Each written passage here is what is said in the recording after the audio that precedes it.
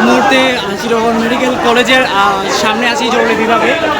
আপনারা দেখতে পাচ্ছেন চিটাগং মেডিকেলের সামনে যে ঘটনাটি কালকে ঘটেছিল সেই ঘটনার প্রেক্ষিতে আজকে দফায় দফায় স্থানীয়দের সাথে চিটাগং কলেজের শিক্ষার্থীদের সাথে আজকে সংঘর্ষ হয়।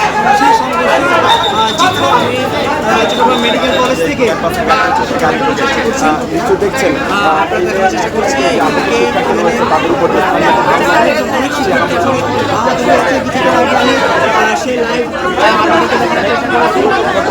আমরা জেনেছি চট্টগ্রাম বিশ্ববিদ্যালয়ের শিক্ষার্থীদেরকে ছাত্রীকে পর্যন্ত ফেলে দিয়েছেন, এরকম তথ্য আমাদের কাছে এসেছে এবং অনেক জার্নালিস্ট অর্থাৎ সাংবাদিক সংবাদকর্মীও আহত হয়েছেন, সে বিষয়ে আমরা জেনেছি। এছাড়া হচ্ছে কি আমরা জানতে পারি কিছু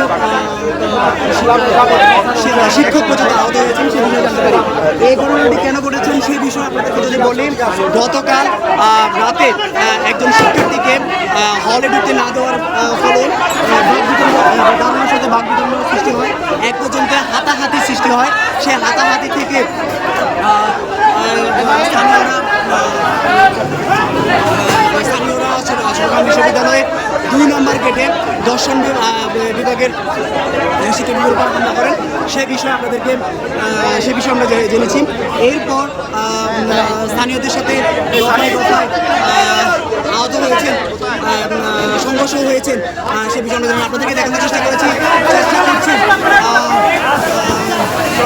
মেডিকেল কলেজে একের পর এক আহত ব্যক্তিদেরকে তুলে নিয়ে যাচ্ছেন, সে বিষয়ে আপনাদেরকে দেখানোর চেষ্টা করছি।